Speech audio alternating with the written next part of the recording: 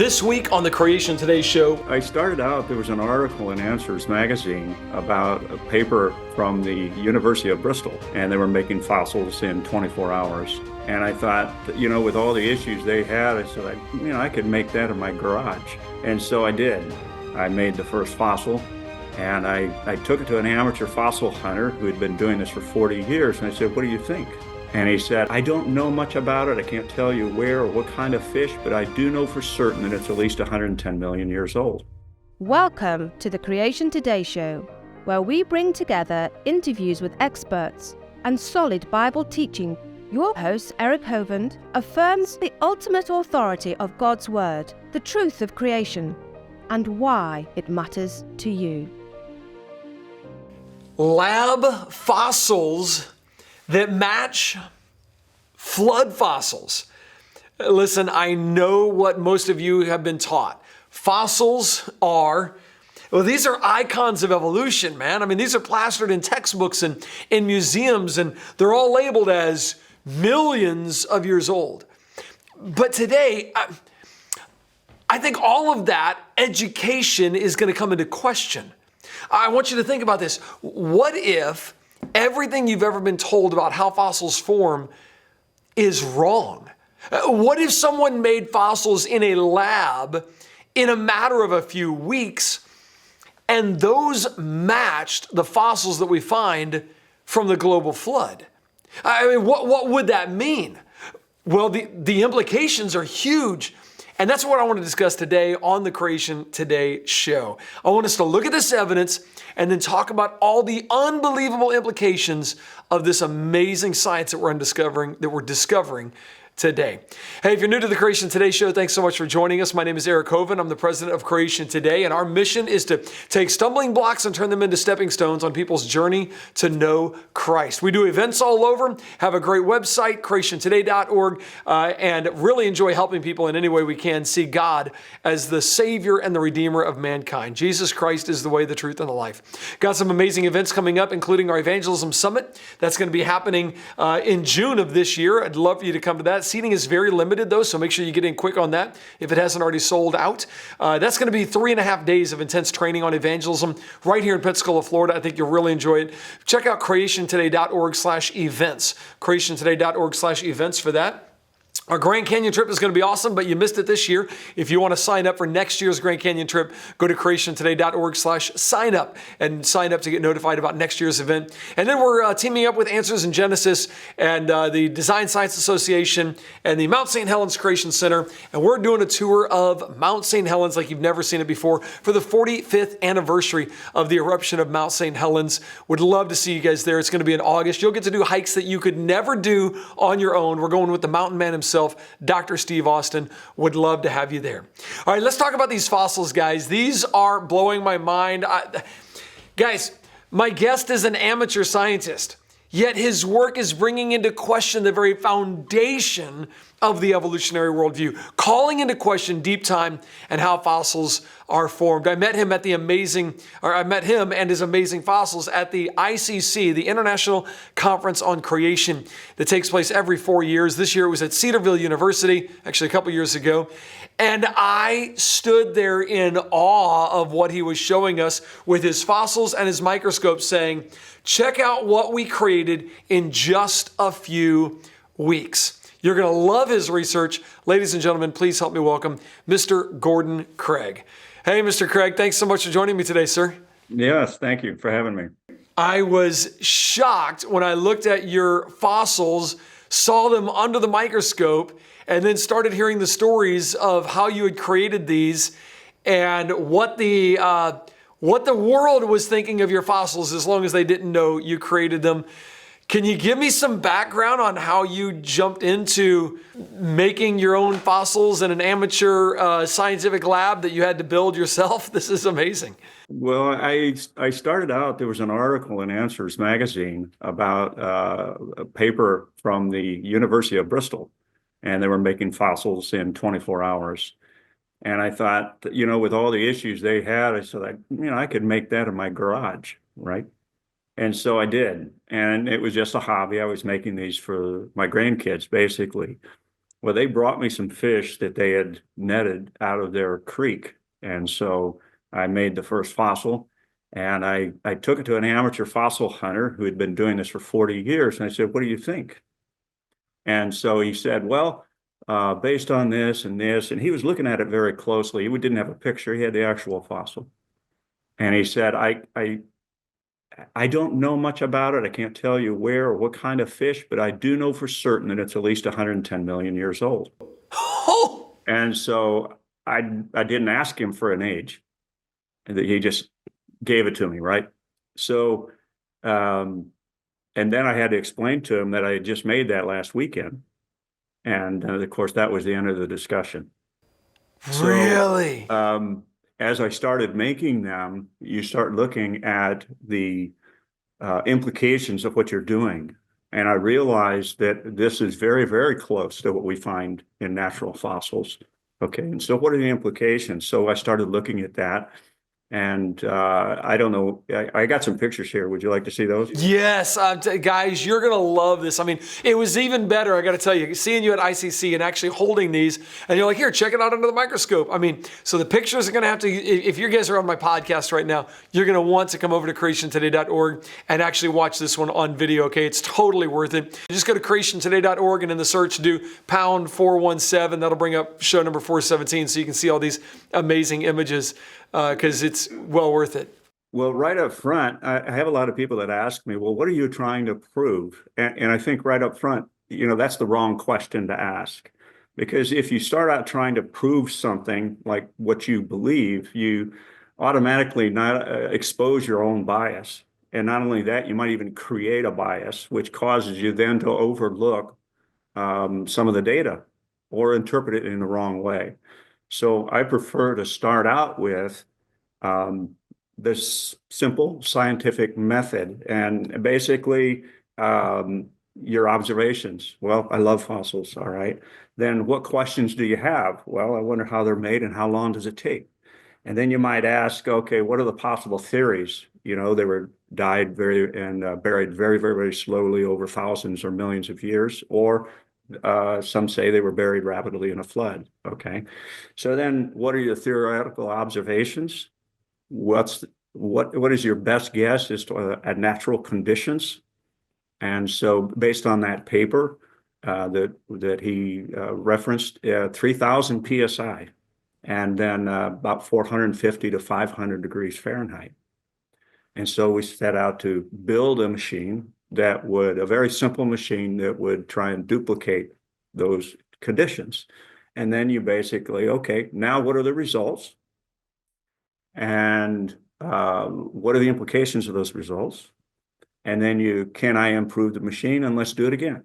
Okay, so that's the method that we followed. So I'm not trying to prove anything, but now I've got data that I can discuss with anyone. What are the implications of this? This is the data. This is the observations. I'm not making any claims, but let's talk about what it means. And so that's the approach that I've been taking. I'm just telling you guys, this is the way to do it. And I'm not joking. By the end of this first half hour, you're going to have seen some things where you go, oh my goodness, God uses the simple things to confound the wise. Gordon, you got to share some of the images and show us kind of what you made and go through and tell us how you did it, and then we'll look at the results of that. All right, here we go. This is the simple machine that we came up with. It's a simple piston and cylinder arrangement, and the springs on top just ensure that as the process progresses, that the force won't be relieved. It continues to hold the pressure down.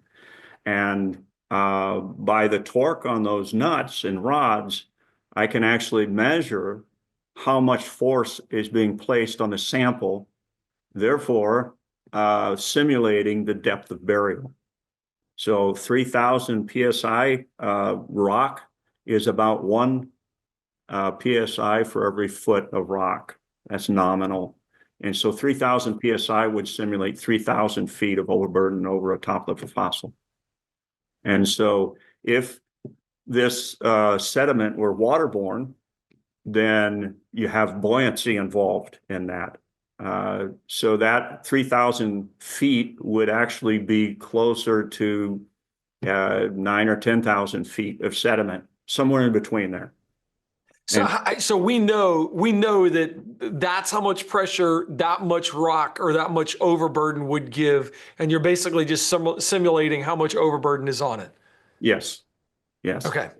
And that's just my way of simulating in the lab, right?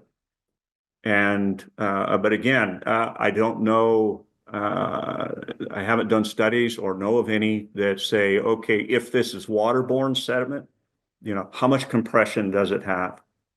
And then when it dries out, how much compression? So I know solid rock is about 1 foot. I mean, that's measurable because of the density. So it's at least 3,000 feet is the equivalent of 3,000 PSI. Okay, got it.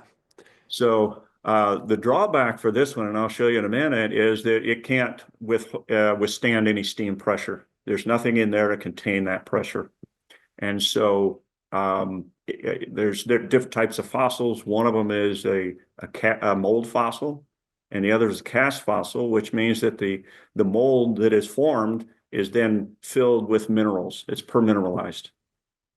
Okay, and water is necessary for that. So the next variant of this is one that can withstand and hold that steam pressure. So the very first one that I made were these fish that we had. These are just minnows. And if we zoom in, when I show these to fossil hunters and paleontologists, he said, this is exactly what we find in the fossil record. Wow. So. And this is how long did you keep this in the oven for? Because you're heating it up to simulate the heat of deep in the earth, and then you're compressing it to the 3,000 PSI, and that's what's actually, in a matter of how long is it turning it into that? Well, this whole process was less than 24 hours on this one. Oh my goodness. So, and then one of the things that I found that kind of blew me away was that this is very heavy potter's clay. And when I asked about that to the geologists, they said that is just exactly what we find in nature, because about 70 or 80% of the fossil record is in mudstone. So it's very appropriate to use just natural potter's clay. So anybody can do this. So I'm not kidding. Any homeschool group or student science class, they can make these fossils on their own. And the kids, sixth graders in particular, they love this. So I say this looks kind of dangerous to put all this equipment together and heat it up to that much at 3,000 PSI. Something could go wrong. So do this at a friend's home instead. That'd probably be wise. Yeah. Actually, the first time I did this, my wife got a new oven out of it. So you messed up the oven. That's awesome. So the compression. Great. What's interesting too is that when you compress this, it's reduced in volume by 20 to 25%. And so that's pure clean water that has to go someplace. And in the natural environment, we talk about implications. Let's say you had 100 feet of this clay that's being compressed by the overburden, and it's slowly being pressed out. So that 500 feet would give you, or 100 feet, whatever, at 20% would be either 20 feet or 100 feet of clean water over a very, very large area. And it's got to go somewhere at about 3,000 PSI. And so if you could imagine a lake that's 100 feet deep, that's 3,000 feet below the surface trying to get out. So again, if this one theory is true, that's what it implies. So that's part of the discussion. So interesting. And then, you make these observations and you think, what does it mean? Well, then I ran across an article by Emil Silvestre. He was talking about caves that were formed from the bottom up. And in his estimation, I think he said it was 90 to 95%, if not all, caves started from the bottom up. Now explain that. You mean, in other words, it started eroding out underneath, and then, what do you mean by that? Well, according to him, that there was hot sulfur water dissolving some of the limestone. Oh, got it. And Yeah. there's indication that the velocity of the water that formed the caverns were coming from underneath.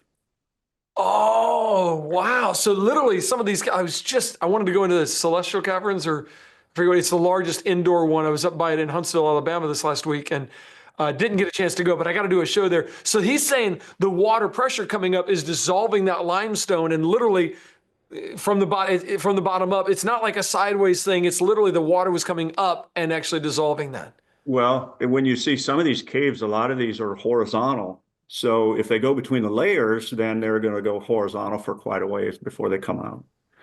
It Okay, just so that's depends on what the he's saying. That's pressure. his theory. Okay. So it totally just depends on the pressure and the path of least resistance to Exactly. figure out where that water is going to go. Okay. Exactly. So when I put all that together, that made sense. This is very, very possible or probable in my mind. So, okay. Wow.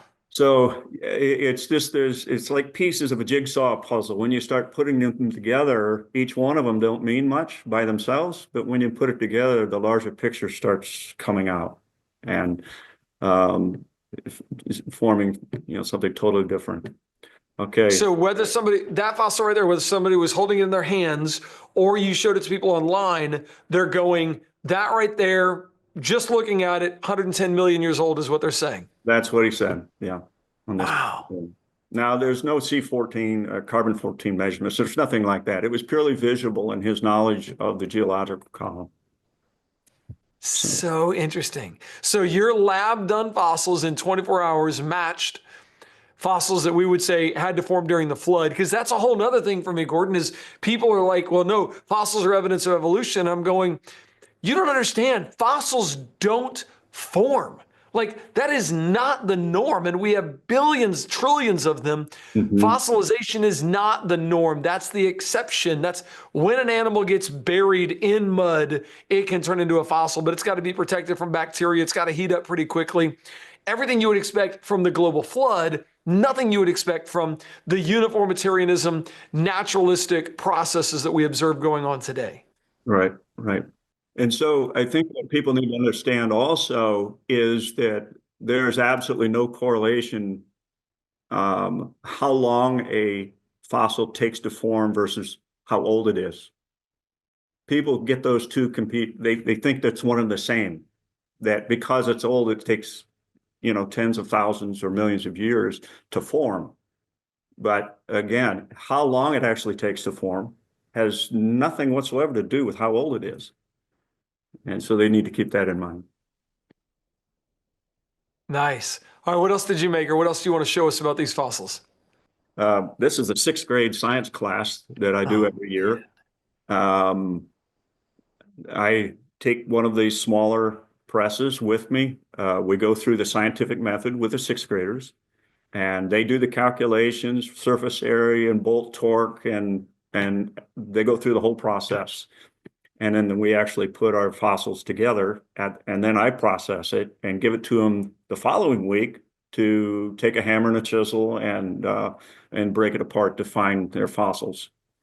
So there's several things here that I wanted to point out as well.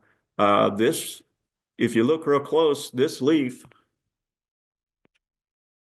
looks kind of old, doesn't it? It does. This one looks old, but in nature, Yeah. they all look fresh. And what hit me on here was I can tell the difference in the fossil record, fresh leaves from those that have been buried, possibly partially decomposed or dried or whatever. It's you don't always get, well, in the fossil record, the ones I've seen were all fresh. So what does that tell me? It tells me that if one is dry and partially decomposed, then you're going to be able to tell. So these leaves that they put in there were already dried up on the ground, or these were fresh leaves like green off the tree? No, those were, they picked up off the ground. Okay. And now you're able to see that right here. You're going, what I'm looking at, this was a dry leaf, because who was it? Bruce Malone, right? Has done it where he's cracked them open and taken the fossil leaf and it still has color, still had pigment in it. Yes. Okay. Wow. Have you tried that one? Have you tried doing the fresh leaf versus a dead leaf? No, because his were obviously done at much lower temperatures. So what I'm trying to do here is make the, I guess some people call it a carbonaceous fossil, according to that theory from University of Bristol, for instance, 3,000 at 480 degrees Fahrenheit. Okay, so I was following that to make a carbon impression. Obviously, what Bruce Malone was finding was done at much, much lower temperatures. Okay. Okay, maybe at the same pressures, but definitely not at the same temperatures because Oh, his leaves had not been carburized at all. They were perfectly preserved. that's interesting. And Mhm. he's finding those out in nature. I mean, he's literally finding those between pieces of shale and breaking it open and finding what an evolutionist would call is millions of years old, but finding a fresh Mhm. leaf inside Right. there. They still Okay. have significant amounts of DNA, I might point out. That's That's amazing. pretty cool. Okay, so we did that. We found out that it won't hold any steam pressure, so I had to upgrade my fossil fixture. So instead of springs and bolts, I use hydraulics. So this is a hydraulic piston inside of a cylinder. It looks, in fact, like a hydraulic cylinder. And so I provide a hydraulic force here. I know what the diameter is. Based on the diameter of the surface area and the force, I can calculate how much pressure to simulate whatever overburden I want at whatever depth of burial I want. This one, I add water pressure here to simulate the groundwater. And knowing that in order to have any mineralization, we have to have liquid water present. And so liquid water present at 480 degrees, it gets you, I think about 500 or 600. I've got it on the next slide here. But not only can I control the water pressure, I can also control the differential pressure. So that if we had water coming from underneath, migrating up through the matrix, bringing minerals with it, I should be able to simulate that here as well. Now, are you worried this thing's going to blow up on you? I mean, you can't get water to that pressure Well, without kablooey. right. I have caused this to swell, and it's not going to blow. But I have Alan is a good friend of mine. He's a chemist, and he said, "Well, what you're doing might possibly be exothermic. Do you have a pressure relief valves on this?" Well, I do now. Because he said the same Good. thing. Okay. And It's, yeah. yeah, you're creating a little bitty bomb in your wife's old oven that, yeah, I would hate for that to go Well, off. this one won't fit my wife's oven, so Oh, yeah. So so how big is that? How large is that in diameter? How much can you fit inside there? the idea of that cylinder is 4 inches, Oh, nice. Okay. and so but the water pressure it's very simple. If you take it to 480 degrees, you just look at the steam charts, saturated steam, and you know what the pressure is to maintain liquid water. So it's Okay. basically your very simple physics. Um, Okay. Okay, so then that cylinder goes in this end of the oven, and that's what I heat it with. I got a hydraulic ram, provides the force that simulates the overburden. I can measure the differential pressure here and control all of that. Any questions about that? No, I mean, that looks pretty cool. I'm wondering, so how do you determine how long you're going to keep it heated? Is it just trial and error? And under pressure, is it, let me try it this long, see what I get. Let me try it this long. Because again, you're just trying to get data. Yes. Okay. Yeah, that's about it. I've never done this. I can't find any online except that one paper. I don't know anyone else that's doing it. And so you just, well, what happens if you do it this way? Well, let's find out. And let's look And at the then, data. and all this data that you're getting, are you publishing this on your website? Yes. Yeah. Okay, give me the website again, because I looked it up when I did the ICC thing with you. But what's that website? Well, it's all one word, paleogenesis.org. That's right, Paleogenesis.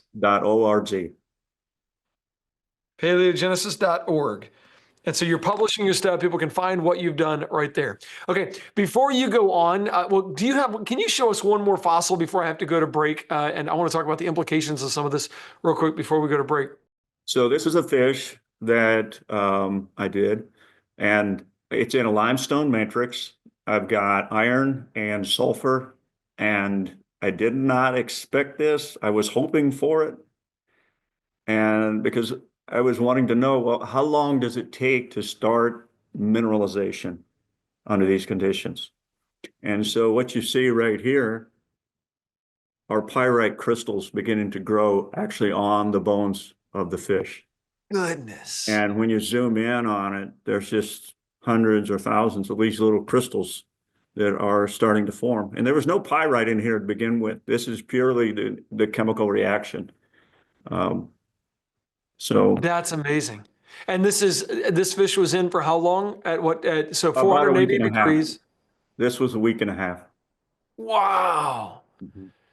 And so the minerals are literally just being pressed into the fish, replacing it. So if you took that one right there and took it to have you taken this one to labs, or have you done any lab work on some of these fossils that you've created? On this one is I took it to a university that has a scanning electron microscope, and they were able to identify that it indeed was, well, they called it pyrohotite, which is the same as pyrite, but it's a different crystal structure. Okay. So Interesting. but it's just the water dissolves the minerals and allows it to combine, and when it combines, it crystallizes out on different surfaces, and so you get these crystals that are beginning to form.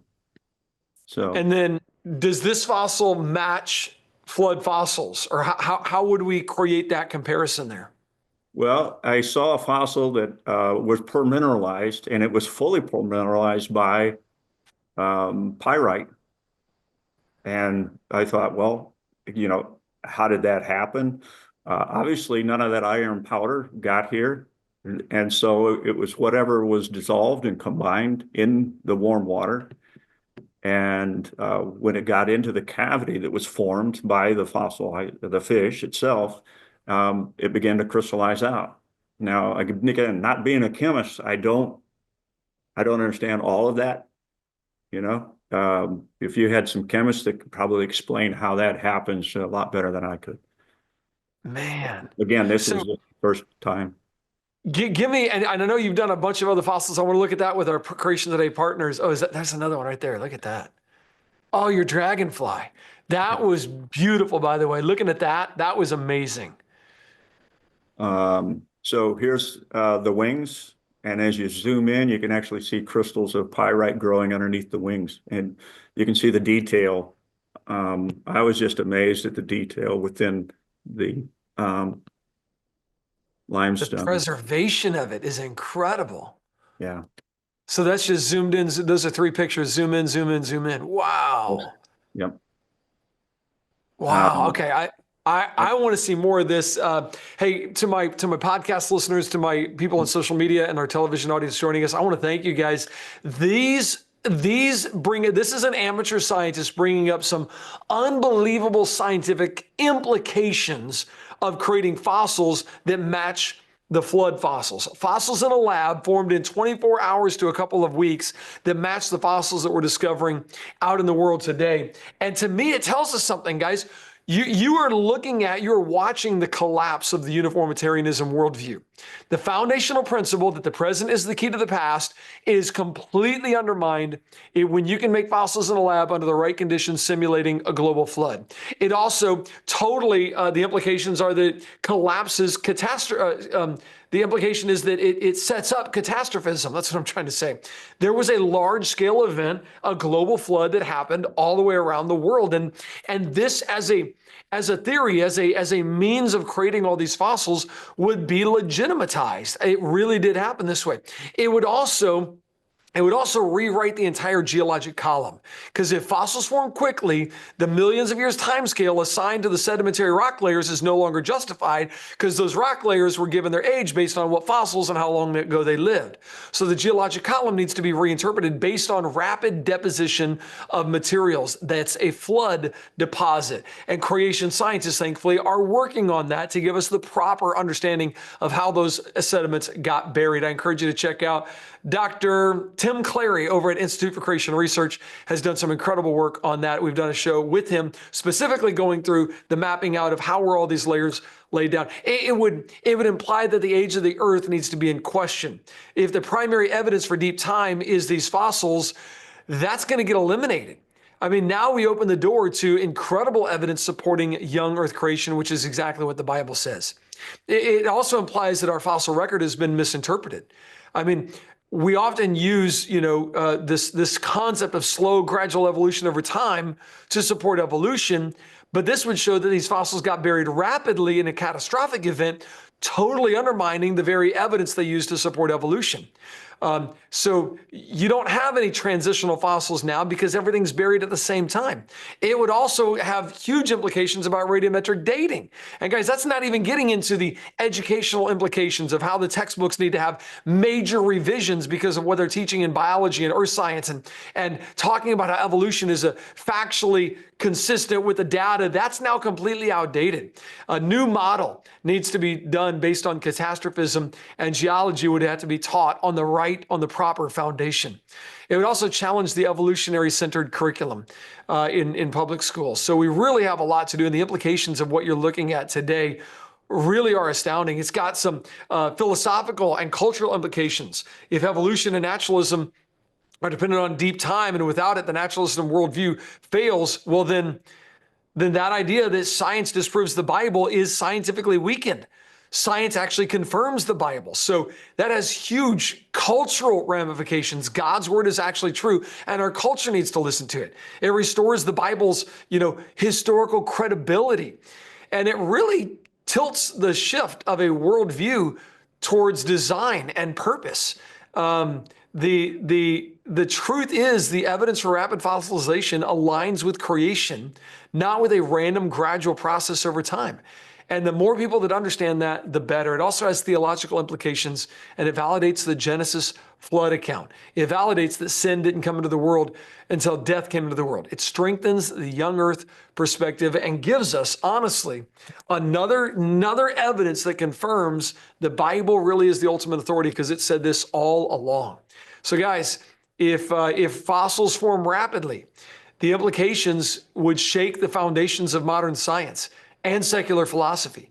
It would demand a reevaluation of our educational system, scientific assumptions, and even our personal worldviews.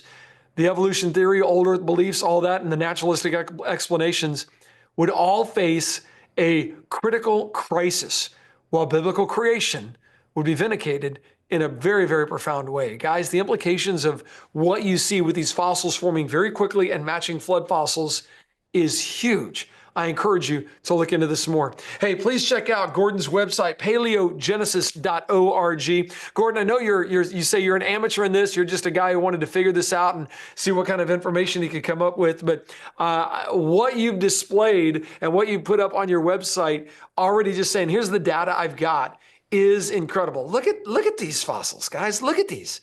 That was formed in a matter of, was that days or weeks? Either way, less than a month. Have you done anything over a month? This one was a day. A day. Mm-hmm. Look at that. Fossils form fast, guys. It's evidence of the global flood. It's incredible evidence of the global flood. Wow. Gordon, what are you hoping people take away from this? And then I want to get to more of these fossils with our partners. Well, I would like to get kids to the point where they could think for themselves and not only recognize that what they're being taught is someone's opinion, but to recognize that and think for themselves, say, okay, if this is true, then this is what we should see. And if we don't see that, question it for themselves. Make observations. Think of, okay, your theory says that it was laid down over millions of years. What do I actually see? And then what are the implications of that? And to take a theory and test it. Like I said, I can come to your school and let the kids go through this whole process. And maybe it'll encourage a lot of young men to become scientists, young men and women, to say, I'm smart enough to do that. I can do that. I just did it. That's cool. That's pretty cool. So, that's awesome. Hopefully we're encouraging a lot of the young people to get into the sciences. Observational science, guys. It's a creation scientist's best friend because we're observing things that continue to confirm what God's word says. Hey guys, I'm looking forward to talking to you guys next week. I've got Carl Kirby on next week. He's got a new book out. He blessed me beyond measure, allowed me to write 2 of the chapters in his new book. So we're going to be answering some really tough questions that teenagers ask about science and about the Bible and about worldview and life and how we go through it. Can't wait to have him on next week. Until next Wednesday, would you go share your faith, share the gospel with somebody who needs to hear it? You want help doing that? Come on over to creationtoday.org and look at our track selection on different tracks that you can share, or go to livingwaters.com. I love the tracks. Go to livingwaters.com and check out some of those. God bless you guys. I look forward to seeing you next week.